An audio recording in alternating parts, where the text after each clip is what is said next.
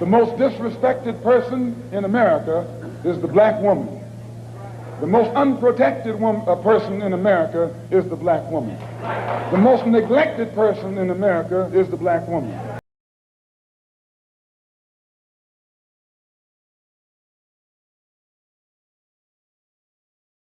Good evening, and welcome to the Jeremiah Patterson Show. Thank you very much for joining me on this TJPS special investigative report.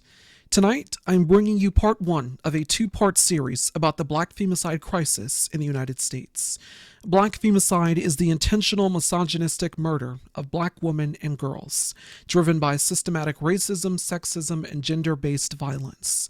Black women face misogyny, which is a specific form of misogyny where both anti-black racism and sexism collide.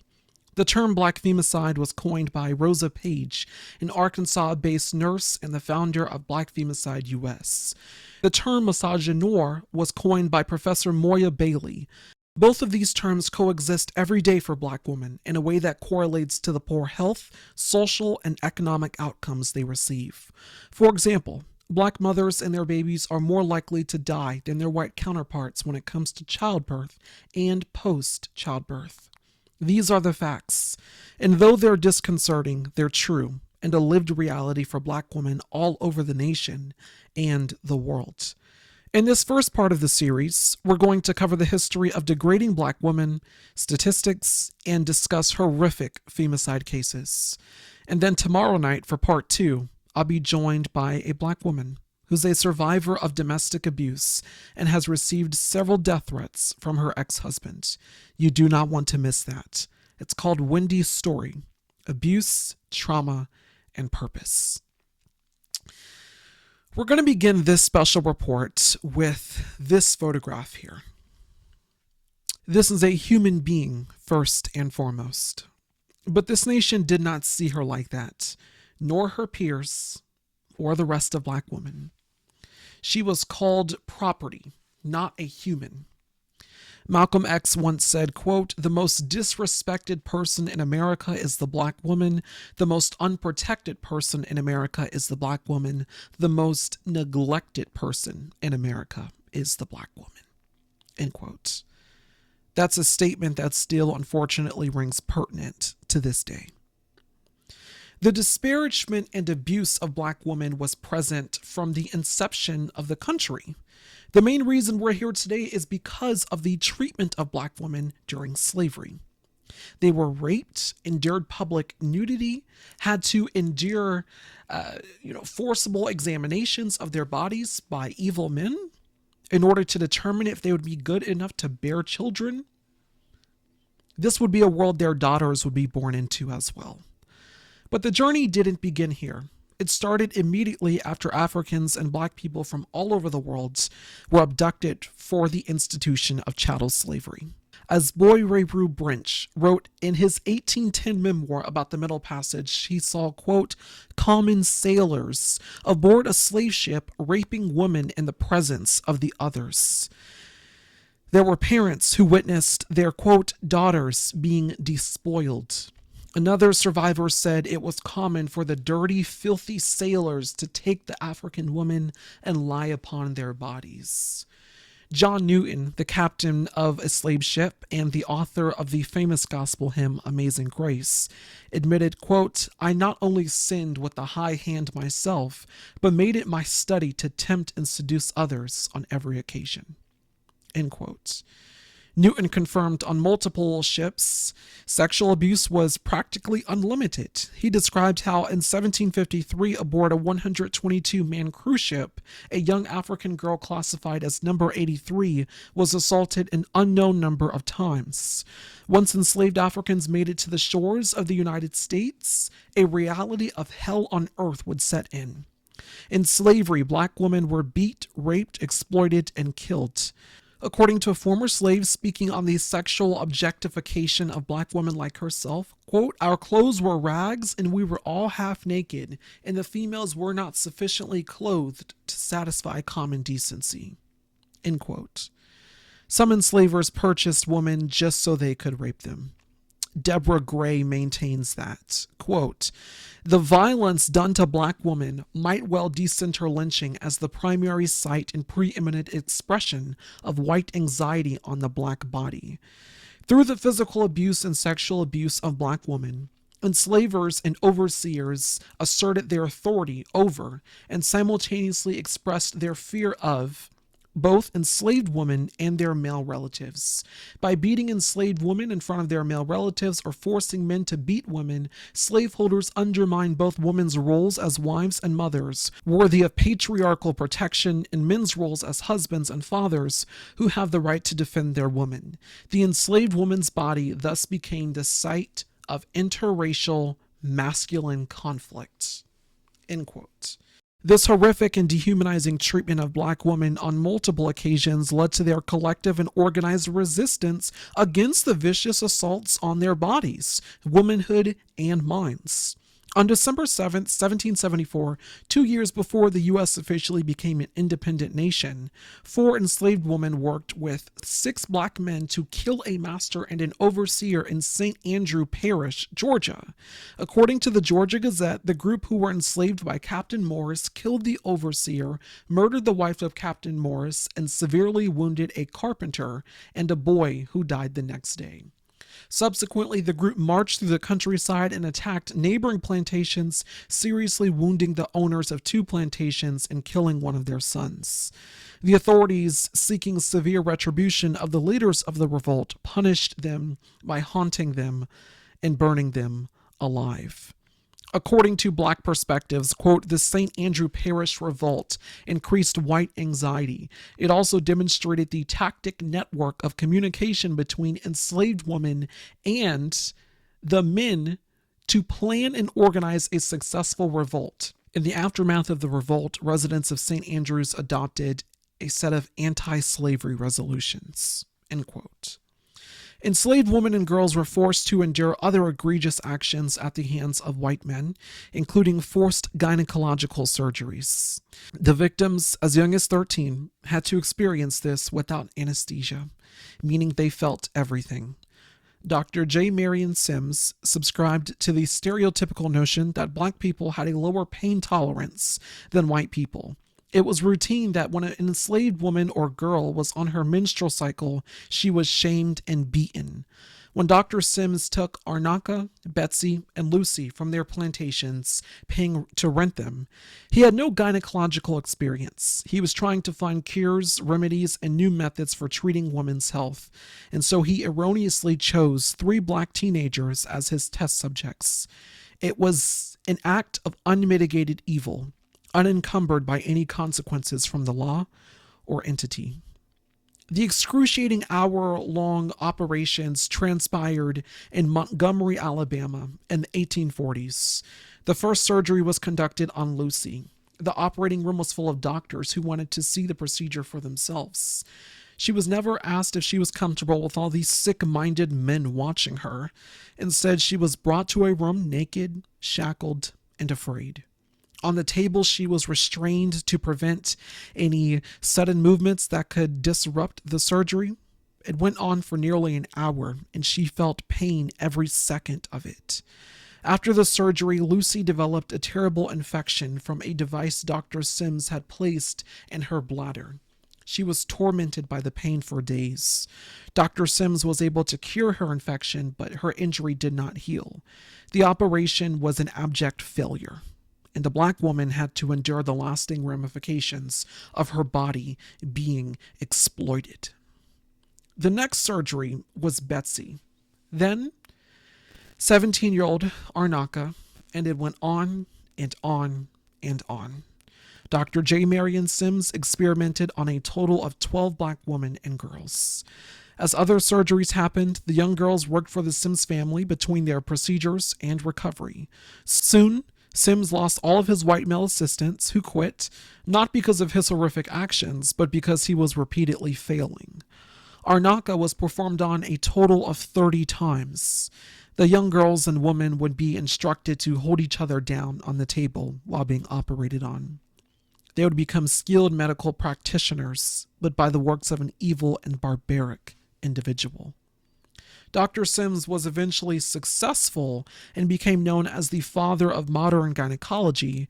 A statue praising his, quote, brilliant achievement was installed across the street from the New York Academy of Medicine in 1934, and it was removed 84 years later in 2018 after his work drew much deserved vociferous condemnation. What's notable about Dr. Sims is that when he published this research and findings in his book, he did not mention any of the enslaved women or girls that he practiced on. He said that he treated white women and that they were all given pain medications so they would not feel anything. Beyond the inherently nefarious actions of J. Marion Sims, decade by decade, it was becoming clearer that, as author Karen Cook Bell put it, the sexual exploitation and violence of enslaved women and girls represented a form of consistent degradation, psychological abuse, and an all-out war against their bodies.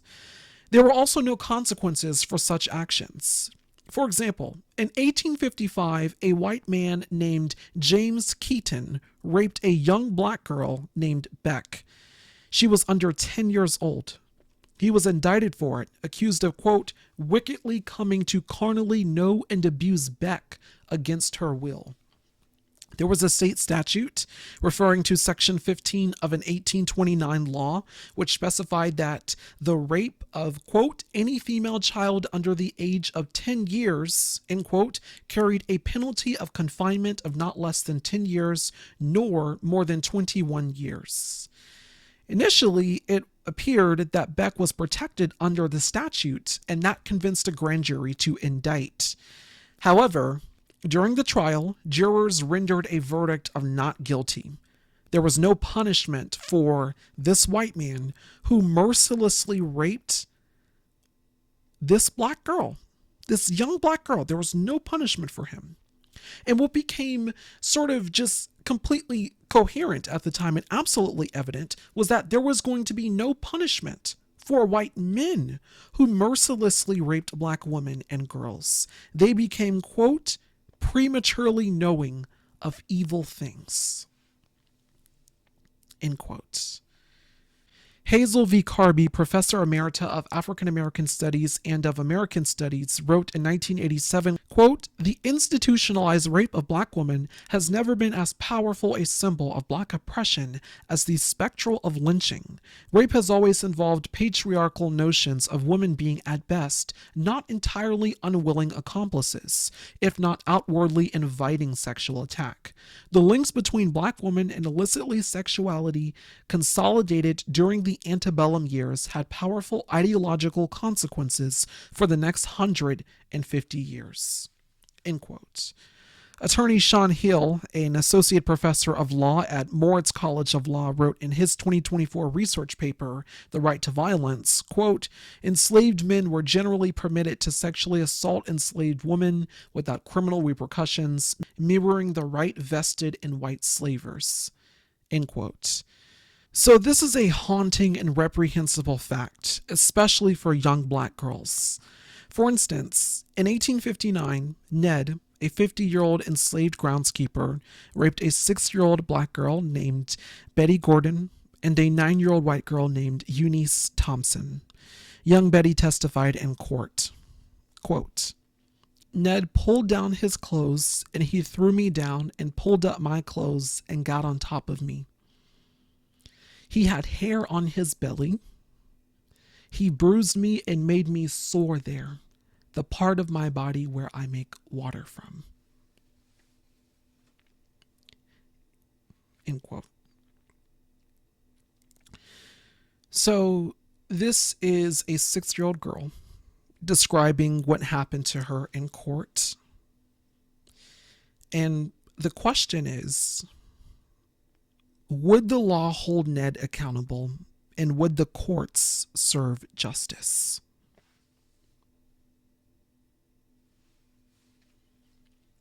Little Becky describes Ned covering her mouth by placing his hands over it. Quote, he said, if I made a noise, he would take a hoe, which is a gardening tool, and make a hole and put me in and that the worms would eat me up. He put his penis against me. He tried to put it in my body. I do not know whether he did get it in or not. A whole hand of matter, she's referring to semen here, came from him on my body where I make water from. End quote. During the rape, she said that Ned had her look outside at a sickle hanging in a tree and threatened to cut off her head if she told anyone. He was found guilty in court of raping the young white girl, 9-year-old Eunice Thompson, but not the young black girl, 6-year-old Betty Gordon.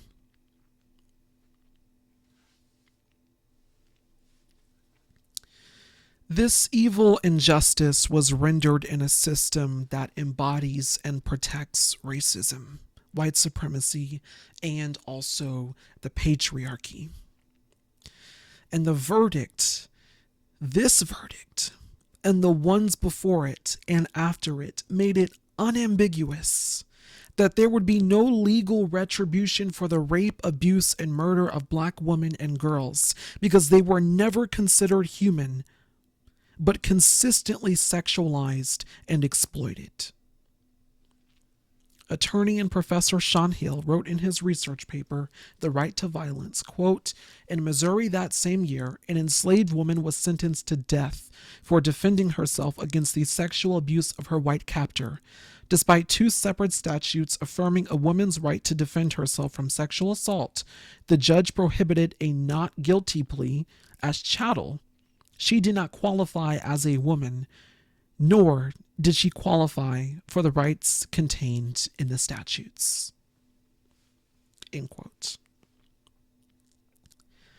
After slavery was abolished in 1865, with the exception of incarceration, the taunting, abuse, rape, and murder of black women did not end.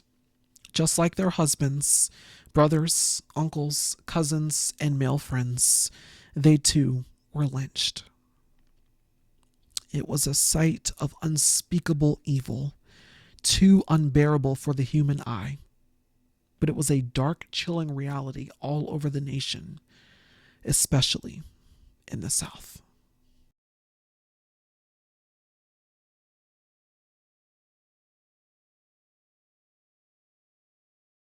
There were many post-slavery court cases of black women assaulted and raped by their black husbands, and again, there was no punishment. Instead, the courts would sympathize with the abusers. With law enforcement and the injustice system unwilling to aid in their defense or recognize their humanity, black women began taking matters into their own hands, protecting themselves by any means necessary. From 1875 to 1920, domestic homicide doubled in the city of Chicago. It was mostly men in their 30s murdering their entire families and themselves. Next to Germans, black people had the highest homicide rate in Chicago, larger than the city itself. Black people were least likely to kill their own children, but spousal violence was common. Studies attribute the violence to systematic racism, which linked black men's ability to have decent social, health, and financial protection, which could have been exacerbated by marital agreements or issues at home. According to Jeff Adler, a history professor at the University of Florida, quote, "Conflict over gender roles triggered much of this violence, but the pressure points in African-American gender relations were bound up in a shifting matrix involving cultural ideals, demographic conditions, and economic circumstances. Poverty, particularly in combination with cultural and demographic factors, disrupted African-American households in early 20th century Chicago. Extreme poverty created special problems for young African-American men struggling to establish households. It threatened their status as breadwinners and often triggered spousal homicide. Unable to find stable work and compelled to pay especially high rents in the city's south side, African American men experienced great difficulty supporting their new families. Many young African American women left or threatened to leave young husbands who failed to properly provide for the household, leading many African American men to respond with lethal violence. Samuel Jackson, for example, murdered his wife after she left him because he failed to support the family. When she threatened to have him taken to the court of domestic relations to get support, he went to her sister's house and shot her. Similar feelings of desperation and humiliation prompted Andrew Williams, a 21-year-old day laborer unable to secure steady employment, to shoot and kill his 19-year-old wife, a Chicago native from a solid, respectable family, after they separated, and her father persuaded her to file a complaint against her husband, quote, on a charge of abandonment. For men such as Jackson and Williams, poverty amounted to a loss of masculinity. End quote. Over time, you started to see a shift. Instead of seeing black women in the headlines after being killed by their husbands, it became the opposite. Black women murdered their husbands and intimate partners who abused them and threatened to take their lives. Professor Adler writes, quote, when white women killed loved ones, more than half of the victims were children. African American women targeted men. 95.4% of the loved ones killed by African American women were men. In 1904, a black woman said, quote, on one hand, we are assailed by white men, and on the other hand, we are assailed by black men, who should be our natural protectors. End quote. Black women were more likely to kill their husbands in self-defense than white women, especially after several unsuccessful attempts to acquire legal protection from them. This, of course, was the same system that still saw black women as not worthy of dignity or to be treated as human. In 1918, Belle Benson told police, quote, don't look for Jim. I just killed him. She explained that he, quote, started to beat me again and I shot him. End quote. A 23-year-old black woman named Minnie Smith also defended herself. She had just ended her 2-year marriage the same way because of incessant beatings and multiple separations. She filed a complaint and had her husband arrested. But when a judge dismissed her case for insufficient evidence, she went back to their neighborhood and shot her husband 3 times. As she stood over his body, she screamed, quote, I didn't get you this morning in court, but I got you now. She told law enforcement, quote, he always said if I ever had him arrested, he would kill me, and I knew he would do it. So I shot him, and then I shot him some more. End quote. As aforementioned, young black girls were not immune to sexual violence. During slavery, you had the older women do their best to protect young girls and preserve their innocence. But that culture of perversion persisted. Black women were consistently assaulted, molested, raped, groped, or disrespected from a very young age, and the trauma that came with that was prevalent. In relation to this, we see domestic violence against children linked to intimate partner violence. We also see that in the context of intimate partner violence, specifically as it pertains to Black femicide, we see pressuring pregnancy and also the sabotaging of birth control. 66% of teen moms on public assistance had their birth control sabotaged. In 1968, Shirley Chisholm ran for the U.S. Congress to represent New York's 12th congressional district. She was told that she was crazy, she wouldn't be taken seriously, and she certainly couldn't pull this off because she was a black woman. Nevertheless, she persisted, and on November 5th, 1968, she won, becoming the first black woman elected to the U.S. Congress. As soon as she got to D.C., it was a marathon from there. In her first speech on the House floor, she said, quote, I have no intention of just sitting quietly and observing. I intend to focus attention on the nation's problems, end quote. She was precocious and already had an extensive background in politics before becoming a congresswoman. During her time in office, she was a powerful advocate specifically for women's rights and the struggle of black women in the United States. In her speech, The Black Woman in Contemporary America, she said this, Quote, Black women are desperately concerned with the issue of survival in a society in which the Caucasian group has never really practiced the espousal of equalitarian principles in America. The Black woman lives in a society that discriminates against her on 2 counts. The Black woman cannot be discussed in the same context as her Caucasian counterpart because of the twin jeopardy of race and sex, which operates against her, and the psychological and political consequences which attend them. Black women are crushed by cultural restraints and abused by the legitimate power structure. End quote. So again, this is the Shirley Chisholm who ran on the platform Unbought and Unbossed, and she was a politician that did not play around, nor did she mince words ever. I mean, this is her, newly elected, speaking about the struggles that Black women have to go through with the persistent degradation of their humanity in this country, in this society, talking about systemic racism and also misogyny, and how this is not something that's anything that the Black woman can separate. She cannot separate her race from her sex because both of them work against her in this society. Powerful, powerful words by Shirley Chisholm. And in 1971, Shirley Chisholm decided that she was going to do something remarkable, something that had never been done before, right? Because Shirley Chisholm already made history as the first Black woman elected to Congress, but she aspired to run for higher office. It was in 1971 that Shirley Chisholm was seriously considering running for president of the United States. And so she was invited on Face the Nation, in which for 25 minutes, she was insulted, patronized, and degraded by a panel of 3 male journalists. This was one of the first questions. Do you seriously believe that you can win? I seriously believe I can win, given the nature of the forces in this country today, given the nature of what is happening. And permit me to say this, that you must remember that I did not project or initiate my own candidacy, that my candidacy was initiated by a cross-section of many groups of people in this country who are asking in. I have women backing me in this country. I have many blacks. I have many black males, those whose egos are intact, backing me.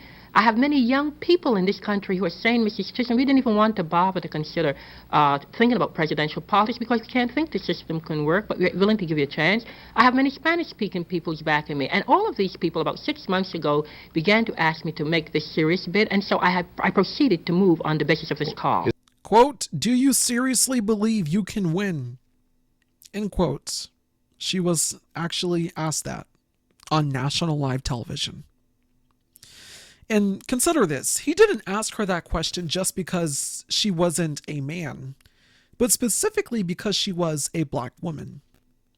The audacity to challenge a system that does not see your humanity or worth is not only your absolute right, but it's also a courageous action that is perplexing and threatening to the very people that benefit from that system and that have a key indulgence in your oppression. That is why he asked her that question, right? Do you seriously believe you can win? But it didn't stop there, and the condescending questions continued. And at one point, she was asked if she considered taking a lower position in someone's cabinet, perhaps, just in case this whole Black woman running for president thing doesn't work out for you. This was her response. I am not running to become a vice president or to become a cabinet member. I am running very seriously to become the president of this country. The answer was emphatically no. No, I will not be settling for a lower level position when I am highly capable of running the country as president. Again, that is Shirley Chisholm there. So it was 2 months after that interview that Shirley Chisholm officially announced her candidacy for the Democratic nomination for President of the United States. That announcement was met with a vibrant, jubilant, and vivacious group of people, while others dismissed it as laughable and preposterous. Ultimately, at the Democratic National Convention that year, she got 152 delegates, which is remarkable considering all of the systemic roadblocks she faced in the incessant hate campaign against her. But consider this in the context of this whole report here on Black femicide.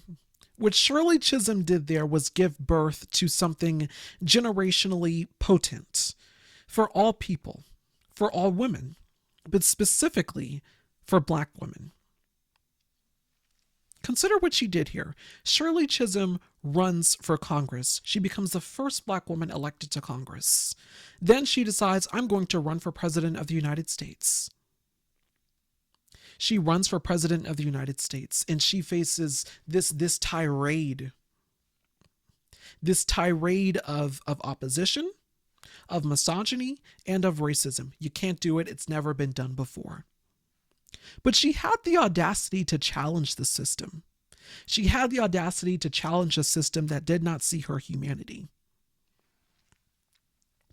Think about what Shirley Chisholm running for Congress, getting elected, and what Shirley Chisholm running for president and getting 152 delegates at the Democratic National Convention. Think about what that did for Black women in terms of their confidence, in terms of their activism, in terms of their aspiration that higher dreams are attainable, and they are not just something that you can conceive of and that will never become manifested in real life, but it is possible.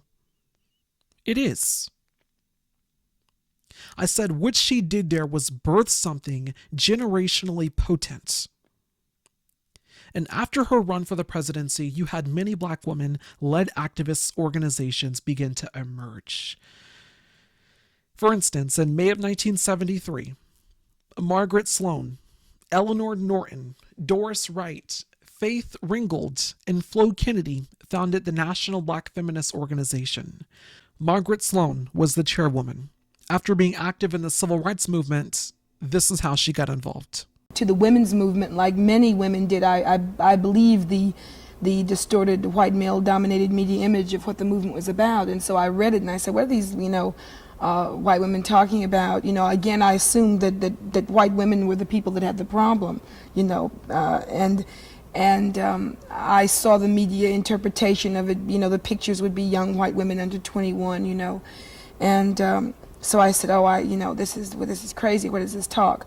But for some reason, I read and I kept my eyes opened, and I had the opportunity to meet Florence Kennedy, who was a black feminist and an attorney and just a dirty old lady, as she calls herself. And she turned me on and made things very clear in my head, made very good analysis about institutionalized oppression as it relates to Black women, and really kind of opened my mind, and from there on things just kind of followed. I began to see real parallels between the positions of minority men in this society and women, very clear parallels.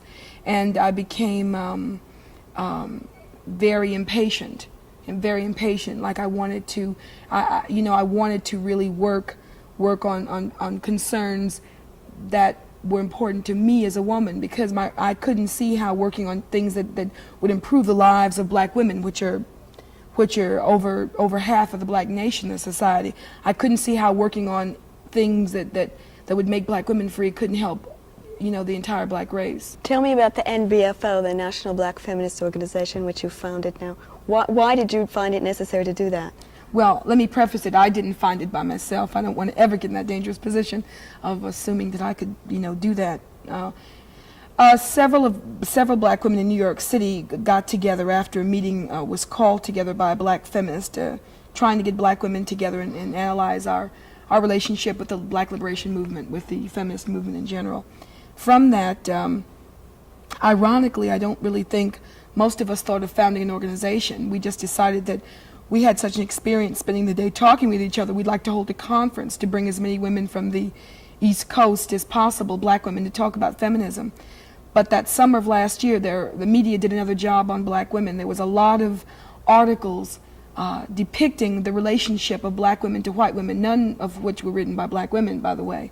A famous news magazine, had a terrible article misquoting Black feminists. There was a Black magazine that had an article saying women's lib has no soul. It was written by a white psychiatrist. And these kind of things really messed us up. And then there was a civil rights leader who was going around the country saying that the recent Supreme Court decision on abortion meant genocide for black women. So we were furious. Everybody was talking for black women but us. So we said, we're going to call a press conference. We're going to tell them we have this organization. It's a national organization. And I love the arrogance of black women because we just, kind of did it. And everybody came. All the press came because they were hungry like piranhas. They just knew we were going to cut up everybody and trash white women, trash black men, trash everybody. So everybody came, the German press. I mean, the room was more press there than we were. It was only 15 of us. So, they said to us, well, they said, Ms. Sloan, how many women do you have as members? And we said, potentially millions. Next question, we went on. And the interesting thing about that is that we never expected to get the response that we did. We knew there were black feminists out there, but we'd been so beaten down kind of by the media image of it that we believed, well, if there were black feminists out there, it was probably maybe one in every state at best. And the next day we received over 200 calls from black women around the country saying, where have you been? I feel so alone. There's no group I can identify with. Is there a chapter in my city? And the next day we got another 200 calls. Now we have about 3,000 women.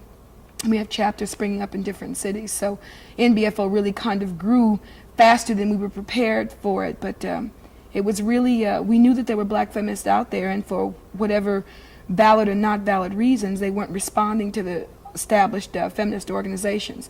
And it seemed like us emerging as a national organization, as a public, above ground, black feminist organization was like a flag to these women, and they responded to us, and they're still responding. So we do have a statement of purpose, and we have a basic philosophy in that we want to fight to end the oppression, of black and female people. That is our priority, because we as black women feel that we must work on ourselves. Nobody else can do it. Not white women, not black men, certainly not white men. So we have to do it, and we believe if there's any kind of important radical change that's going to come, it has to begin with yourself. It's very difficult, to work and do and fight other people's battles. And black women certainly have enough battles to fight that we can just start right there and go another couple hundred years and still have to work on it. So again, this was On Women, a weekly PBS talk show that was about half an hour, and the interview Chairwoman Margaret Sloan called rape, quote, female lynching, end quote. She also vehemently denounced the grotesque action and noted the systemic racism that exists, which does not protect black women from their abusers. She also called out the patriarchal oppression in the civil rights movement, which put men at the front and women in the back. And if you do not know, women were an imperative part of the civil rights movement, and many of their ideas were responsible for some of the men's most powerful and memorable achievements. As the interview goes on here, the journalist Sandra Elkin decided to ask Chairwoman Sloan an overtly prejudiced question. Which do you think of first? Do you think of yourself as black or female first? I don't think of myself as black or female. I mean, I don't look at life. I don't think the oppressor says, well, from Monday to Wednesday we're going to, discriminate against her because she's female, and the rest of the week we're going to discriminate against her because she's black. I am a black and female person who lives in a country that is sexist and racist. And so for me, it would be very difficult and impossible to separate my oppressions out that way. I am perceived as a black woman, and that's how I live my life, and those are the impressions I experience, and those are the things that I fight. She really did ask that question. Think about how bold it is of you to ask a question like that. If you're a black woman, you can in no way separate your race or your gender because they coexist. To be forced to pick which one you cling more strongly to or consider to be more important is not only a contradiction of who you are, but also a suppression of all that encompasses your existence. The movement that Margaret Sloan and her activist friends began was only active for a brief period. But in its time, that movement was highly effective and popular. The organization expanded to have over 2,000 members across 10 chapters all over the country. And of course, by 1981, Ronald Reagan became president, and his administration instituted racist policies that targeted black families. Among his stances as a politician were anti-divorce and little advocacy on domestic violence. He notoriously delineated black women and mothers as scapegoats to push welfare reform. If you specifically look at his stance on divorce, it's a personal story about how his first wife divorced him, citing mental cruelty. As governor of California in 1969, he then instituted the first no-fault divorce law, which means in order for you to get divorced, you have to prove the marriage is, quote, irretrievably broken, end quote. This initiative by Reagan became law all over, with New York being the last state to pass a no-fault divorce law in 2010.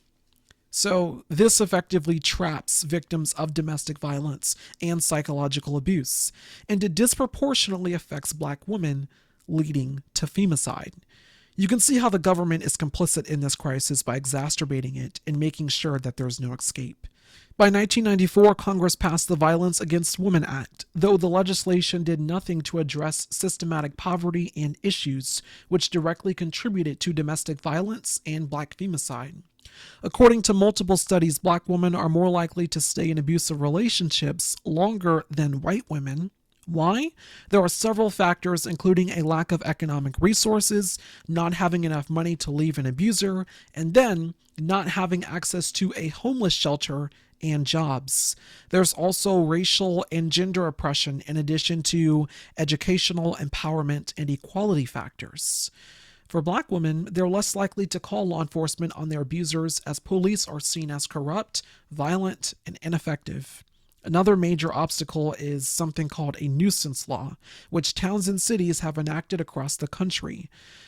What it does is penalize landlords and tenants when crimes occur on a property or when there are numerous police visits to a residence. Ultimately, residents are told by police or the landlord that calling 911 or another law enforcement entity to your home can result in you being evicted.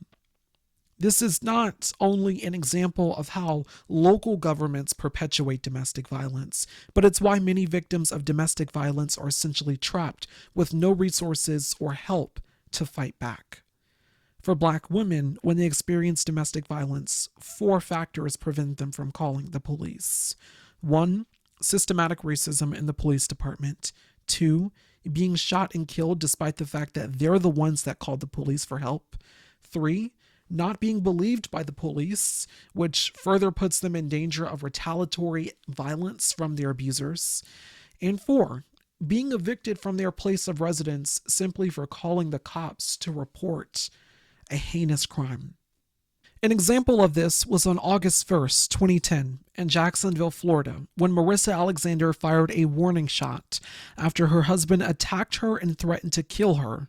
Instead of taking the husband into custody, she was arrested and prosecuted for 3 counts of aggravated assault with a deadly weapon and received a mandatory minimum sentence of 20 years in prison. This is a mother of 3 who was protecting herself and her kids. She had just had a baby 9 days prior.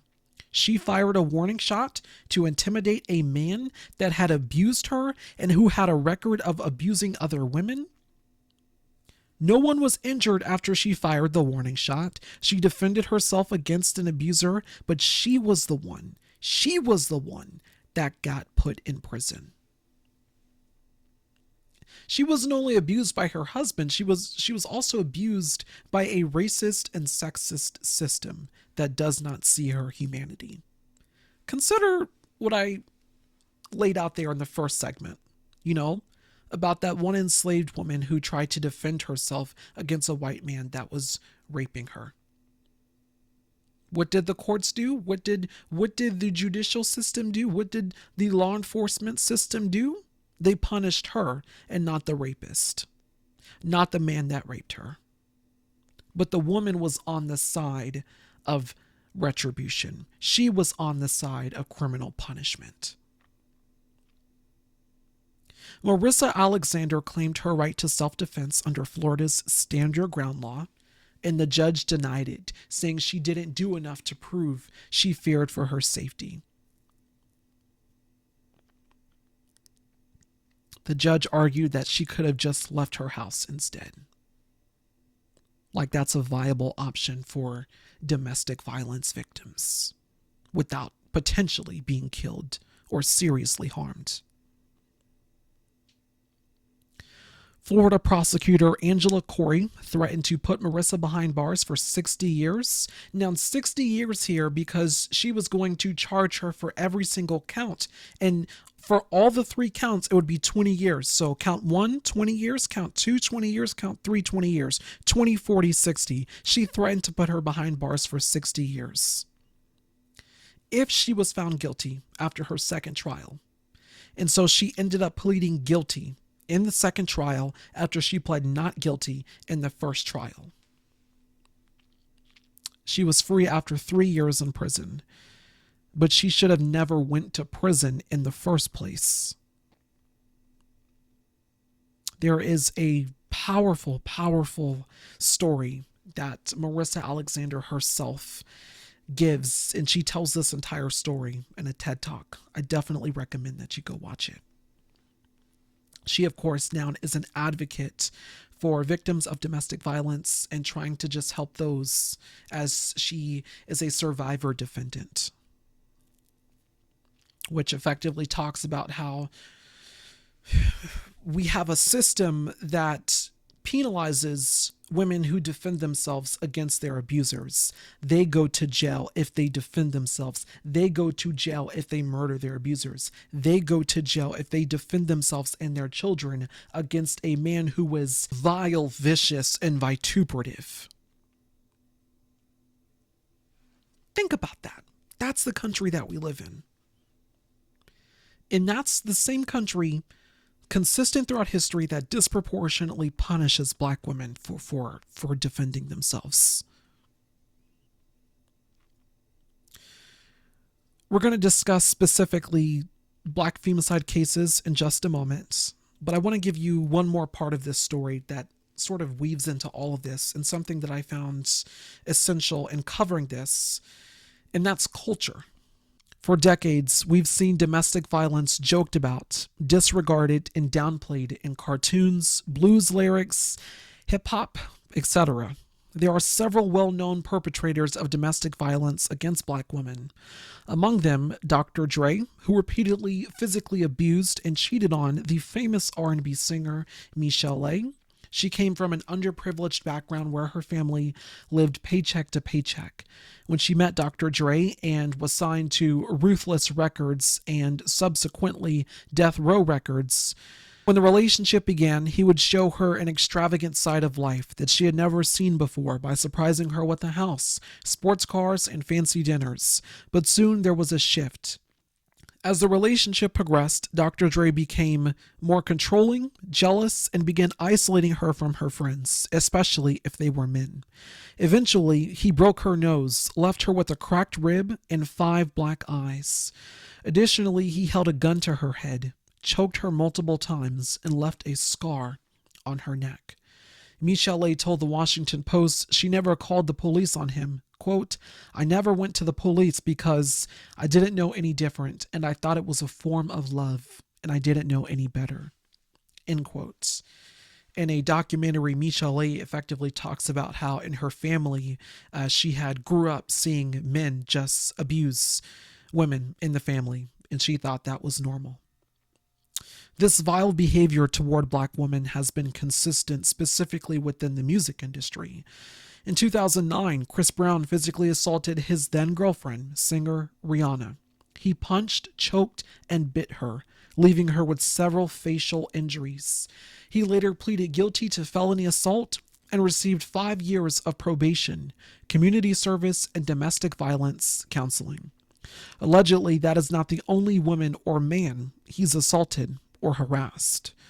We've seen the same actions by other male artists, and the infusion of misogyny in the lyrics of their songs, such as 21 Savage, Kodak Black, DaBaby.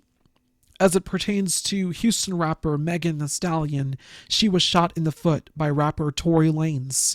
He was found guilty and convicted by a Los Angeles jury. He was sentenced to 10 years in prison. Though there are still despicably minded misogynistic Black men advocating for the release of Tory Lanez and continue to discredit Megan's story and her trauma. Consider that every story that I just told you, the men who are accused of the abuse are still famous, selling out arenas, have continued wealth and millions of followers, still, even after the allegations, reports, and convictions. What does that say about some in the Black community? I know it's an uncomfortable question, but one that we seriously need to ask and contend with.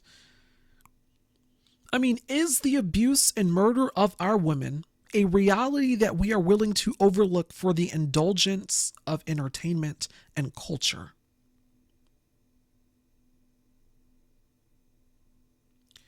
Why do Black women get attacked for telling their stories and reporting the abuse? Why is that? And why are we still seeing these men sell out stadiums? Chris Brown specifically. Why are we still seeing them being praised? Have consistently millions of followers? A consistent stream of income still?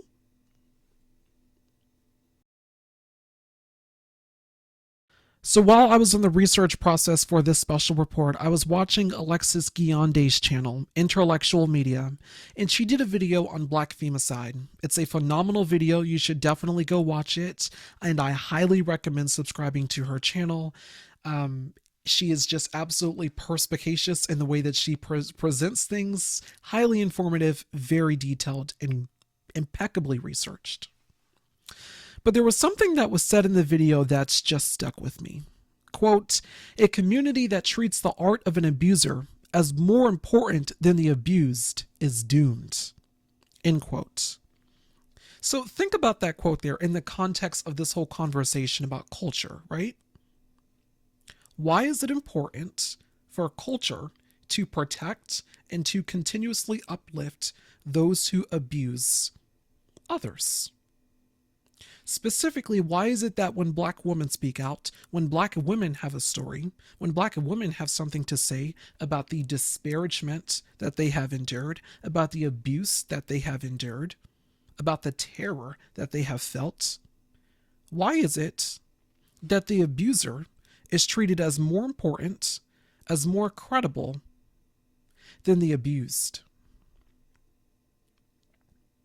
Black women are often stereotyped as angry and promiscuous. This is a racist notion that you'll see some Black men repeat and believe. Another notion and expectation is that Black women must stand 10 toes down behind her community and not dare send another Black man to jail, regardless of circumstances, including domestic violence and rape. And if she does not adhere to this, she runs the risk of not only being betrayed by, she runs the risk of not only betraying her community, but also her race. This is an actual belief which is highly absurd. But this is entrenched in the culture, especially in the hood, where there's a no snitching attitude. Furthermore, the Black church has a history of deprioritizing issues relating to women and emphasizing the subservience of Black women, pointing to Ephesians 5 verses 22, quote, "Wives, submit yourselves to your own husbands as you do to the Lord." End quote. But as a Christian myself, not once have I read in my Bible where God says if you're in an abusive relationship where someone is putting their hands on you, you are obligated to stay. However, time and time again, abusers have been protected in the church, praised instead of condemned, and the victims of the abuse are shamed and silenced. How can you claim to be a representation of Jesus when you do the very thing that he detests? Concealing evil, fellowshipping with the wicked, making excuses in justification for their diabolical actions. Right? Point to the scripture. I point to the scripture that tells us to live like that. I'll wait.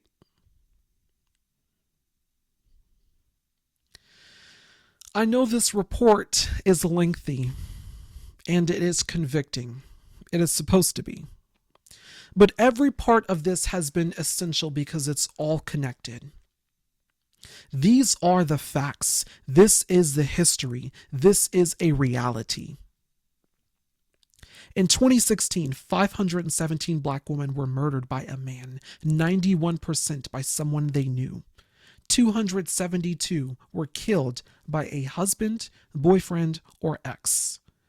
In recent years, 53% of Black women have been killed in the U.S. Black women are 4 times more likely than their white peers to be murdered by a lover, 7 times more likely to be killed when pregnant than white women. 9 out of 10 murdered Black women were killed by a man they knew.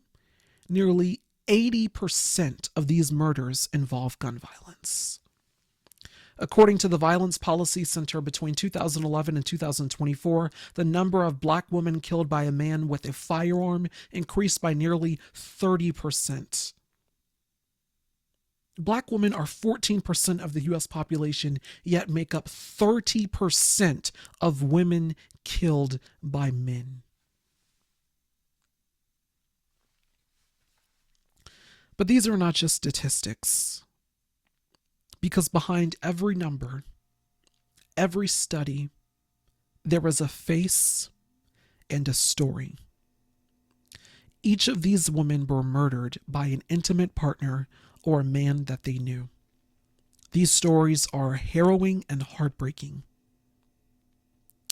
Nancy Mateer, she was a sister, a daughter, a friend, and a wife. She was a scientist, environmentalist, and public servant. She served as the vice chair of Haitian Outreach and made history as the first Black and Haitian American woman elected to the Coral Springs City Commission.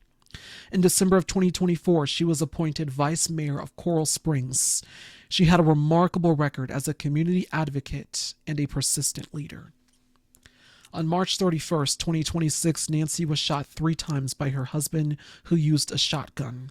He used a pillow as a silencer and wrapped her body in blankets. He then went to sleep downstairs, like nothing had happened. The next day, he was arrested and charged with premeditated murder and tampering with evidence. When asked why he did it, his response was he, quote, couldn't take it anymore. In a statement, Nancy's family said she was a cherished member of their family who was also a dedicated public servant who committed her life to improving the lives of others. Quote, throughout her years in public office, she led with integrity, compassion, and an unwavering sense of purpose. She believed in bringing people together, listening to those she served, and working tirelessly to create positive change in her community. To us, she was a source of strength, wisdom, and love, someone who always put others before herself. End quote. Qualicia Burns was a pregnant 36-year-old Detroit-born rapper known as Siditi and mother of 5. She was fatally shot early in April in Atlanta. Family members say that she was killed by the father of her unborn child, who was reportedly against the continuation of her pregnancy. Dr. Serena Fairfax was a mother, wife, and highly respected dentist. She was married to Justin Fairfax, who served as the Lieutenant Governor of Virginia from 2018 to 2022. His career declined after sexual assault allegations were made public in 2019, which he denied. Apparently, the couple's marriage had been strife for years, and the allegations exacerbated it, leading to their separation. According to court records, a judge ordered Justin to move out of the family house by the end of April and granted primary custody of the children to his wife, Serena. She had already filed for divorce months prior from him, and this was, of course, after 20 years of marriage. In mid-April, she was murdered by her husband, who shot her multiple times in the basement of their home. He then proceeded to take his own life in their bedroom upstairs, leaving their 2 children orphans. It was their teenage son that made the call after finding both of his parents dead. He was the one that made the call to 911. On April 5th, 2026, Devonta Curtis, a black trans woman in Chicago, was brutally killed by a romantic partner with a hammer. According to prosecutors before the murder, her boyfriend Googled, quote, how to kill someone with a hammer. He also searched, quote, if a person gets hit in the head with a hammer while sleeping, what happens? End quote. After repeatedly beating his girlfriend with the hammer, he fled the residence with her car, phone, and money. He's been arrested and charged with first-degree murder and possession of a stolen vehicle. Of course, black trans women face some of the highest rates of lethal violence, known as trans femicide. On April 8th, 2026, content influencer Ashley Robinson died in Zanzibar under mysterious circumstances. She was visiting there with her new fiancé, Joe McCann, an American crypto trader, to celebrate her 31st birthday. Prior to this trip, Joe McCann proposed to her, and she shared the news with her followers. During the trip, the couple had moved into separate villas because of, quote, domestic conflicts, end quote. She had been texting with her family about her and Joe's heated arguments. Last month, Tanzanian authorities closed the investigation into Ashley's death, ruling it a suicide. KGW8 News reports that Robinson's family has firmly and publicly rejected the suicide ruling. In statements made to multiple outlets, the family described Robinson as a beacon of light and that she showed no signs of wanting to harm herself. The family conducted an independent autopsy following her death, though results have not been publicly released. On April 13, 2026, Victoria Alexander, a 38-year-old nurse and mother of two, was fatally shot in what authorities described as a premeditated attack by her estranged husband at her workplace in New Jersey. Like Fairfax, he turned the gun on himself, committing suicide. The next day, on April 14th, 2026, Barbara Deer, a 51-year-old community advocate and licensed speech pathologist with almost 2 decades with Chicago Public Schools, was shot and killed in her Chicago home by her son, Caleb Deer, in what authorities ruled a murder-suicide. Mrs. Deer was committed to carrying on the legacy of her late husband, Cook County Commissioner Dennis Deer. On April 10th, 2026, in Houston, Texas, 23-year-old Ashanti Allen, who was 8 months pregnant, went missing. The father of her baby, 24-year-old Kevin Fox, killed her. Her body was found 10 days later on April 20th. According to Houston Public Media, Kevin allegedly FaceTimed another woman who later came forward to the police and told essentially that during the FaceTime call, he had told the woman that he had killed someone. She also told investigators that Kevin allegedly showed a dead body during the FaceTime call and then, quote, had to put the phone down while he tried to drag the body, end quote. Kevin Fox has a history of assault charges, according to court records obtained by Houston ABC station KTRK, including a September 2025 case when he allegedly assaulted Allen. He was arrested in Louisiana after fleeing the state of Texas and was flagged because he was using Ashanti's debit card. Ashanti's father, Edward Allen, told reporters, quote, "My body's been numb ever since I received the phone call. We was hoping for the best, but now we've heard the worst. Being pregnant 8 months with my first grandson, I can't even tell you how I feel. I love my baby girl. She's my only girl." End quote. He said that the 23-year-old was excited to be a mother. Quote, "Her life was going somewhere." End quote. Pastor Tammy McCollum, 58 years old, recited the opening line of Psalm 34 on Easter Sunday at the Well Worship Center in Statesville, North Carolina. The next evening, the pastor was shot and killed by her husband, Eddie McCollum, 61. He frantically called 911 himself, confessing to fatally shooting the pastor during an argument. Quote, "I killed my wife," the husband told the dispatcher. "I'm done." End quote. 31-year-old Army veteran Shamar Ellens threatened his fiancée, Shaniqua Pugh, by saying, quote, "I'll kill you, my kids, and myself," end quote. It was on April 19th, 2026, that Elkins fatally shot 8 children, aged 3 to 11. These are the babies here on your screen, in what authorities identified as a domestic incident. 7 of the children were his own. Elkins also shot 2 adult women, including the children's mother, Pugh, who survived with injuries before he was killed by police after fleeing the scene. According to reports, Shaniqua and the other woman were specifically targeted as an act of retaliation following her decision to end the relationship.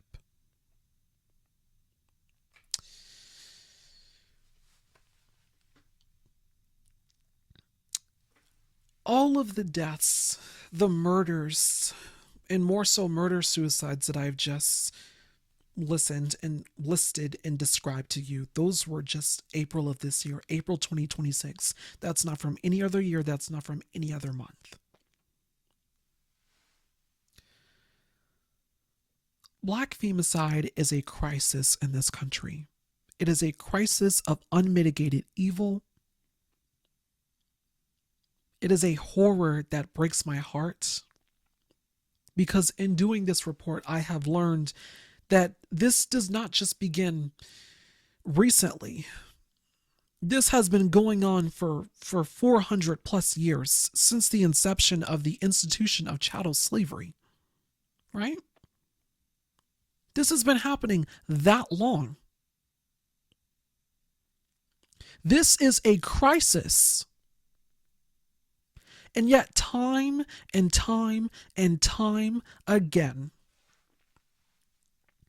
we see the collective silence of the media,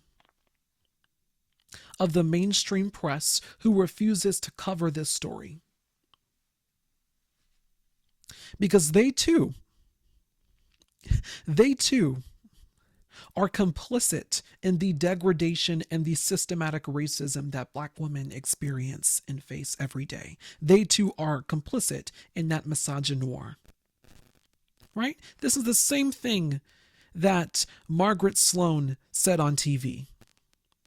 This is the same thing that she said on TV back in the 70s. She didn't even know that there was, a crisis such as this, that, this was also affecting Black women, because on TV it was not portrayed that way.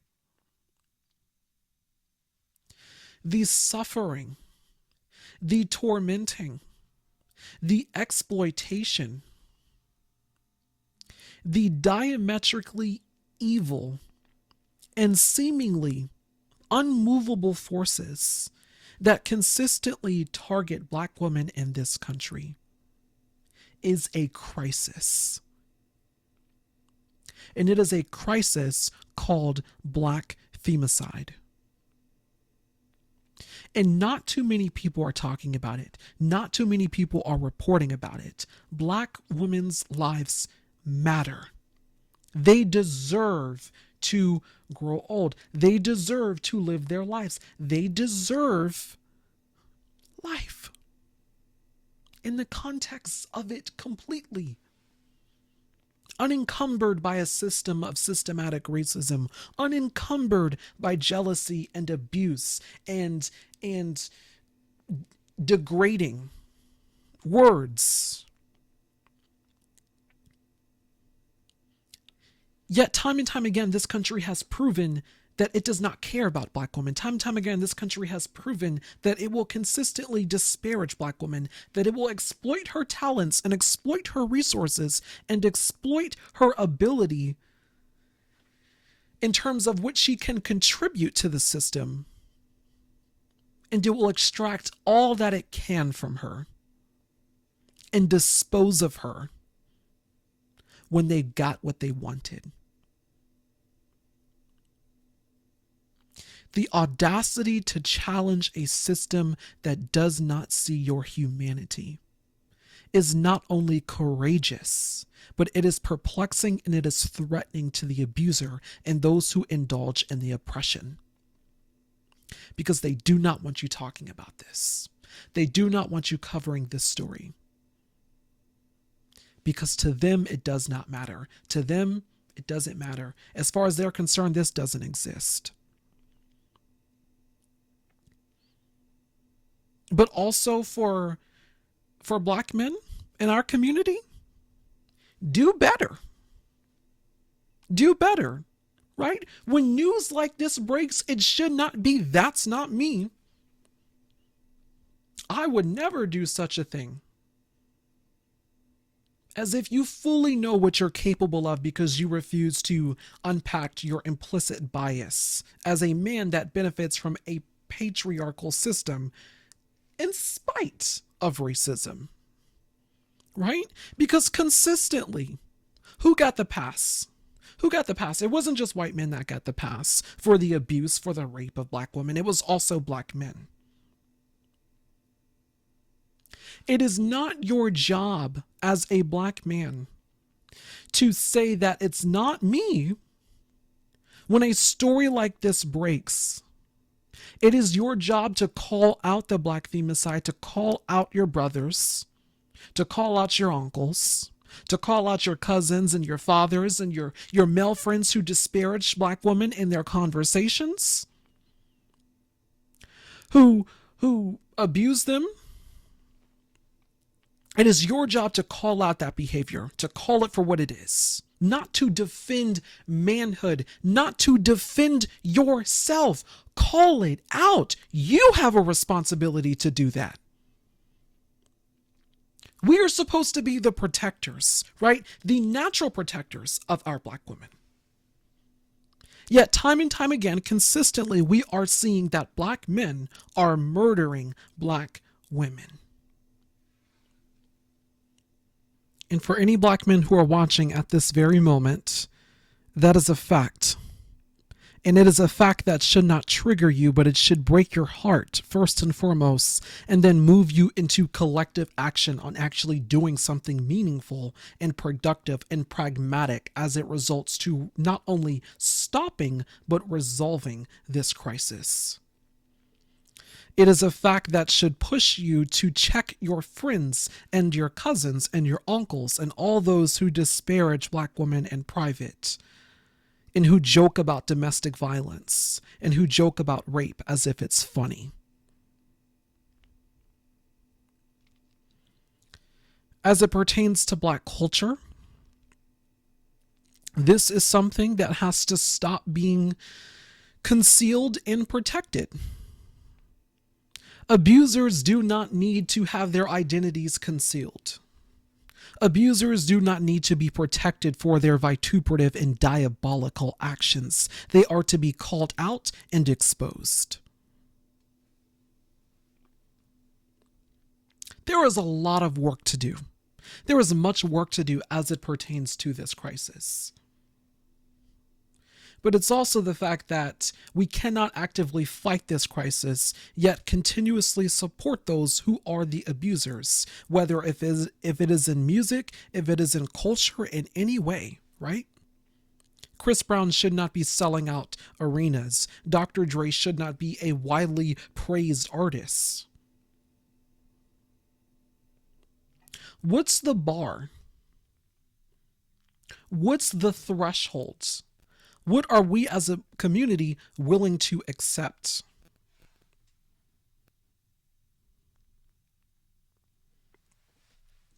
Black femicide is a result of systematic racism.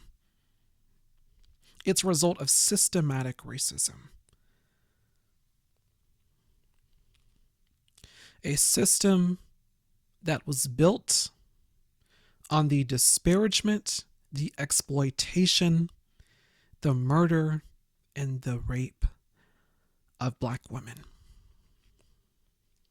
This system declared war on their bodies, on their psyche.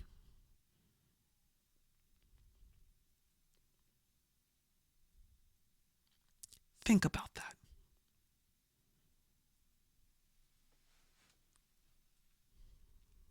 the countless, countless victims of this crisis and the survivors who still live to tell their story.